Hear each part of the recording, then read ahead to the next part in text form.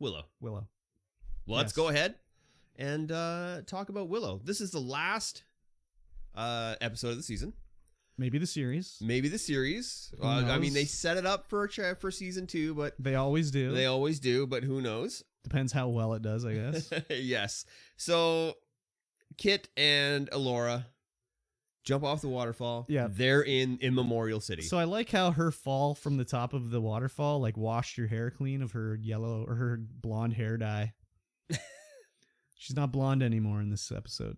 No, I mean, she wasn't blonde in the previous episode either. Oh, wasn't she? The more magic she did, the more of a redhead she became. Well, I think it was more like the further away she got from the city, like she was fed some sort. She said she was getting fed something to change her hair color or something like that, I think, in an early episode. Or that she dyed her hair all the time. I can't remember. There was some reason why her hair was blonde. But now she's like a redhead, and she looks totally different. Oh, yeah, 100% different. I was like, she barely looks like her anymore. Yeah, I know. So, yeah, they're the Memorial City, and they meet Eric and them are having a parlay. Yeah, and Eric, of course, has drank the juice and become... Ugh, so gross. That was way too creamy. Orange creamsicle. Yeah, it was gross looking. And so he's been corrupted by the crone and is now, Bad Eric. Bad Eric. Barrick, I believe. Barrick. Yeah, and they're negotiating with him, and he's like, I'll come with you. All you have to do is listen to the crone's offer, and then we'll totally leave. Like, if you don't want to do it, no problem.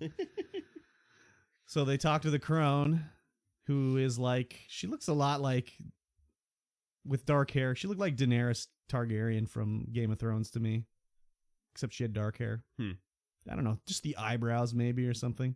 I don't Not know. quite as expressive, but anyways, she looked like it to me. Yeah. So the crone is not very cronish at the start, anyways.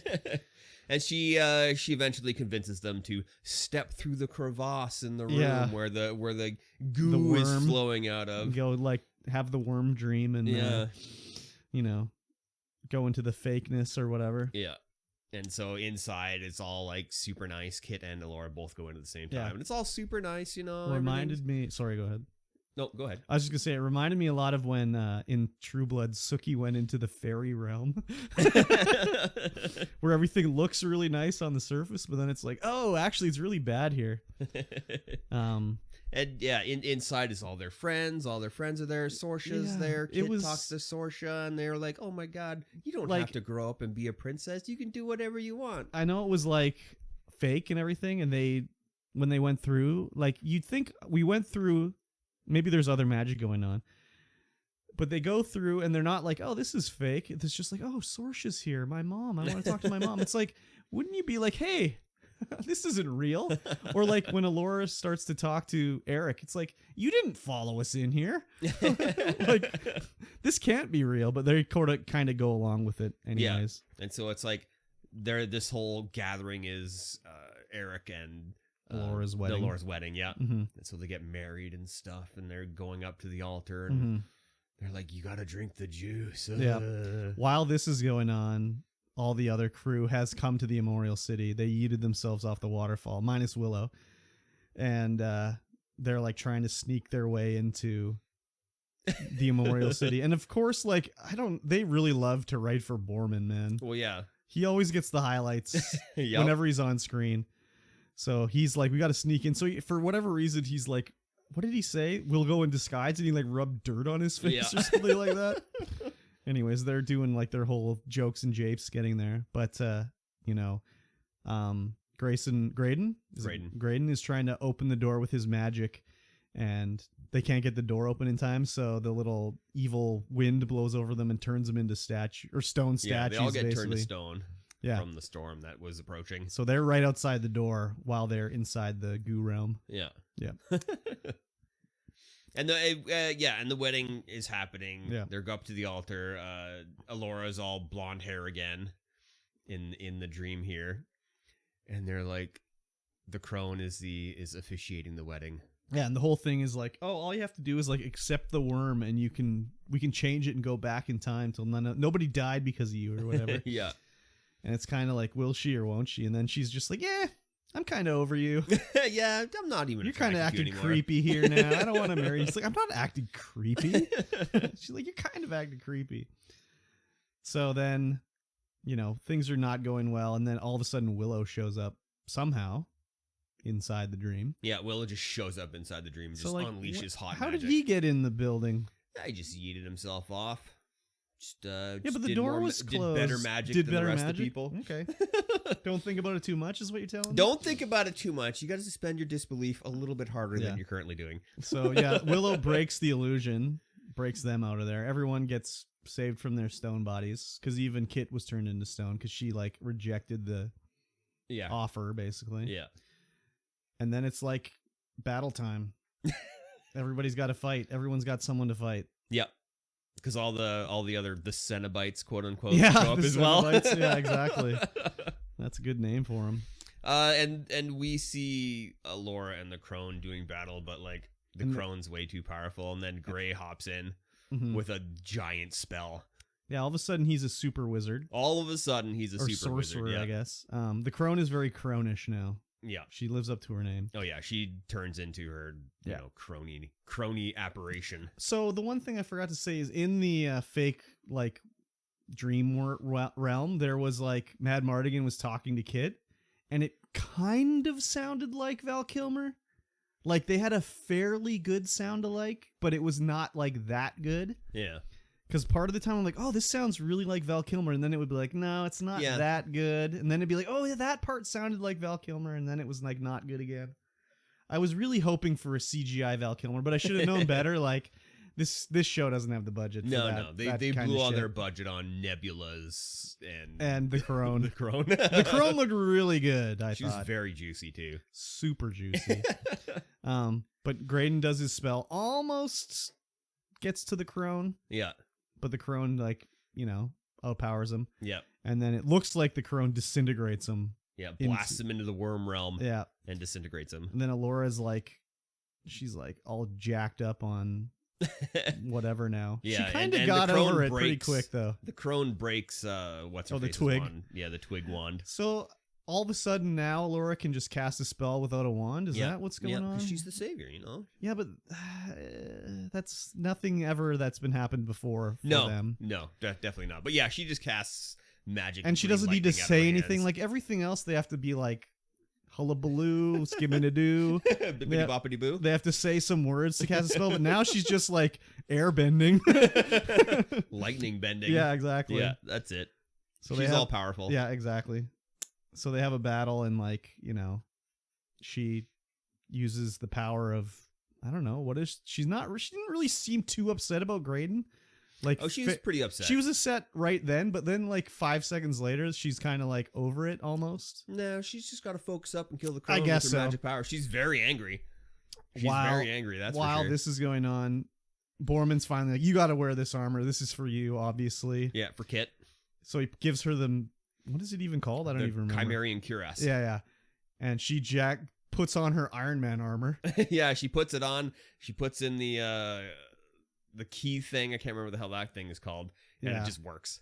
Yeah. And it just goes full nanobot Iron Man armor. Yeah, it just snaps all around her and stuff. It was even has the glowing chest part. I was like, all right, they really liked Iron Man. Anyways, she's got the armor on so she can fight Eric. Yeah, and it's full body armor, like a bodysuit. Yeah. All the way down. She has an epic battle. Pretty cool armor. She has an epic battle with Eric. Yeah. And Eric, meanwhile, has gone full demonic. Yeah. He's no, I'm your king or whatever. Yeah. I forgot one other thing too I want to say. Right before they yeeted themselves off the waterfall, Borman... No, wait, was it before or after that part? No, I think it was when Borman gave the chess piece to Kit, and he's like, you know what? I figured it out. This is not my story. I'm here to help you. So here, this is for you. Put this on. And then that was funny because that was a little fourth wall breaking. Well, I don't really think it was fourth wall breaking. I think it was more he's I'm not the hero. Yeah. I'm here to help the hero. And then he's I'll go hold them off. You go fight. And he closes the door and is going to fight the Cenobites outside or whatever. So anyways, Kid and Eric have a fight. She eventually overpowers him. And, he knocks him out. And Willow breaks his staff and is give him the crystal. Here, take the crystal, talk to him, call him back from the darkness. And they have a little heartwarming moment where they talk to Eric, I know you're in there. I know it's scary and you're alone, but come back to me. I need you. You're my brother. And he comes back and everyone's happy. And, they're like, we're out of here. We've done it. Poor Graydon, but we'll see you later. It's time to go. And then Alora's kind of like, oh, I saw the worm. The worm's just waiting back there. He's not done with us yet. And Willow's like, they imply like, oh, the next season is going to be something or whatever. The other thing, too, is right afterwards when they're all reuniting and Borman comes barging in, like after, he defended everybody outside. He just comes to the door and resheaths his sword because it's like extendable sword or whatever. Yeah. He resheaths his sword. He just walks and he's like, I want my mom. Yeah. And then after all that, Graydon wakes up he's in a fever dream. Is it a fever dream? Yeah, he's getting manipulated by... I guess it's the dream, but it's a dream world, but like nightmare world, kind of. Yeah, so he wakes up in kind of the same vision that Willow was having at the start of the series, where he wakes up on a battlefield and Laura was having standing. That, wasn't it? No, Willow was. It was Willow? And okay. Laura started having that too. And Graydon wakes up in that vision, and Alora's standing there, and she's like, I need your help, Graydon. I need you to stand by my side and lead the hordes. Lead the horde. She had a haircut too. Yes. Because that's how you know she's evil. Yeah. When you have short hair, it means you're evil. Exactly. And then the other ones are walk off in the sunset going back home. Yeah. And that's pretty much where it ends. Yeah. What an awfully anticlimactic ending. It was.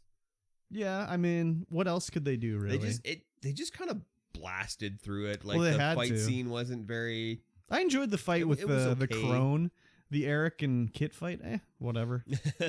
They had some really good cinematic shots in the fight, and some really good like Marvel-esque shots as well. That just means they were quick cuts that you couldn't see what was going on. No, it was the slow-mo shots. Yeah, I guess so. That they did. I don't know. As I watched Eric and Kit fight, I was like, I can tell that those are two stunt doubles fighting. So that kind of took me out of it a little bit. Yeah. I mean, I think this episode was better than a few of them. Yeah, like the whole, I guess, I don't know, like there was a lot of stuff they did where it was like they could have fleshed out other parts to make the story better than doing things that they did. Yeah. Like the whole part with the two women in the woods. Yeah. Like what was the point of that? I don't know. Like they could have done something else to extend it. Like it was an interesting... I don't know. It was like they were trying to do stuff where episodes were canned, but still having the overarching story arc. It totally was that way. It was like a video game. It just didn't work. Yeah, I mean... I don't think. It ended up being... I mean, overall, I'm okay with that I watched it. I wasn't just like at the end like, oh, fuck, I wasted all this time watching it.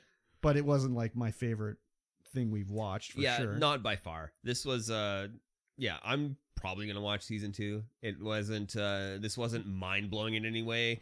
A lot of some of the cinematography on it was really good. Yeah, some of the effects were really good. I enjoyed the episode. I think I enjoyed the most was the Salt Flat traveling episode, where we actually learn about people. We get some backstory. We get to see them grow and evolve. That's right. In that episode too, the that guy we forgot to mention, the guy that had like the vehicle or whatever they stole, I don't even know what those things were called. That guy was on Game of Thrones. Yeah? Yeah, I think so. I can't remember who he played, but he was on Game of Thrones. Anyways. Yeah, I think that episode had proper storytelling, lots of character growth. We could learn backstory, characters grew. It was probably the best episode. They don't really know what they're trying to do in the show. Yeah, I don't think so. It's just like, well, we'll have them talk like they're modern day teenagers, but also like not sometimes. Yeah. And I mean, I'm okay with that as long as they don't take it too far. Like, especially when the crone first shows up and she just like rips Eric a new one for just saying words because he's been, unfed, dehydrated, just in the desert for 300 years. Like, what?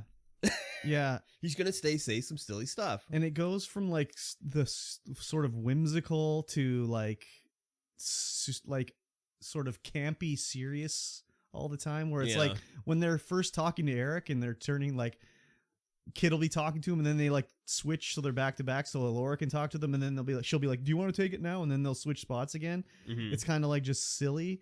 and then it'll be like all like sappy, dramatic the next second, and it's just like, So I don't, whatever. Yeah. It's like a show. It's like Riverdale. Yeah. It's like a show for teenagers. Yeah. So I can't really complain too much because it's not really for me. Yeah. I really think they could have done the Kit and Eric? not Eric. Alora? No. Lacrone. No. Willow. Borman. No. Sorsha. No. Mad Mardigan. No. Who else? Kit Graydon? and Graydon? no. The one character you haven't mentioned yet. What other God, I character? can't remember what her name is. Kit's love interest. Kit's love interest? Yeah. Oh, Jade. I totally Jade, forgot right? about Jade. They could have done a lot Oh my more God. with that love So story. That's that could have been very way better. telling about this episode that Jade had nothing to do. Yeah. Zero because things. I didn't even think of her. Yeah. As the show, now I think back, it's like, okay, she did have stuff to do, but she didn't really have anything to do No. in the episode. No. She was just kind of there as Yeah. a love interest and to play lines off of. Yeah, Like she almost didn't- throughout the whole thing. Like they could have had that of such better love story. Like Yeah, I mean, yeah, again, from the first episode, it's like, okay, obviously Kit's way into Jade because she gives her a full-on kiss on the mouth. yeah. And then it's later like, oh, well, you know, I can tell that you love her. And, oh, what? No, she's my good friend. And then by the end, it's like, yes, I do love you. And it's like, well, we kind of knew that from episode 1. Yeah. Like, They could have done that a whole lot better. it was very weird. Like yeah, with Jade's main thing in this one was in the dream. Like Sorsha was talking about, like, oh, you can be with anyone that you want. You can love anyone who you want. And they show her, like, Jade in the distance, like, looking over her shoulder, Yeah. giving her a smile. And Kit gets a little smile on her face. Yeah. There was think- not much going on with Jade. Yeah. Not especially in this episode. Yeah, and there wasn't even, like, you'd think there'd been a point. Was there a point where, like, she was in dire straits and... Oh, yeah, Eric was going to strike her down, and then Kit came through and blocked the attack with her sword. Yeah. But that was it, really. So, yeah, wow, okay. Totally. Yeah, the blossoming love story with Gray and Elora, that was okay. I think they could have done a little bit more with that, but, you know, awkward teenage romance at the start. I didn't realize that Graydon was in Spider-Man. Oh, yeah, he was Flash Gordon. Flash Thompson, yeah. Flash Thompson, yeah. Yeah. Yeah. Yeah. Yeah, just overall very weird. Just I very ended weird. I ended up really liking Gray's character by the end of the series. He's just like an awkward dork, basically. So he yeah. has like funny lines and stuff like that. Yeah. I don't know. I but- think like if they was like, there's no Willow show, but like we're gonna do like the Borman show, I'd be like, oh yeah, okay, I'm ready for the Borman show. Yeah, Borman definitely added what was needed in that show to make it palatable. It was just like he was like, I don't know, the like very like charismatic like side character. He was like I don't know, dude. He just he had like the highlights of the show basically. Oh yeah, for sure. Yeah, whoever wrote Borman, Yes. It worked out pretty good. clap for you for sure. So, yeah, I would recommend Willow, but I'd Yeah. watch another season. yeah. Yeah. I think everything we've watched, I'd pretty much be okay with watching a second season. Yeah. So, Yeah, definitely way better than The Witcher. throw a coin to your Witcher. Yeah, Throw a I coin to couldn't your even Witcher. finish watching The Witcher. I mean, there was like, The Witcher's also very different. Like, Yeah. it's like a mature show, and it's like, oh, it there's is a mature show, but she's all naked. That's pretty cool. it is a mature show, but still, Willow's better. Yeah. Yeah. Witcher was definitely more of like the canned story that you're talking about. I feel. Oh yeah, for sure. At least what I watched, it was There- like, okay, what bad guy is the Witcher fighting this episode? There's way too much jumping through time in The Witcher without you knowing it. Oh yeah, I gave up pretty quickly on it. So Yeah. Yeah. Yeah, Willow, if if you're 12, go ahead, watch it. If you're 12 and listening to Excuse this me. though, you should probably not be. I mean, it's not that bad.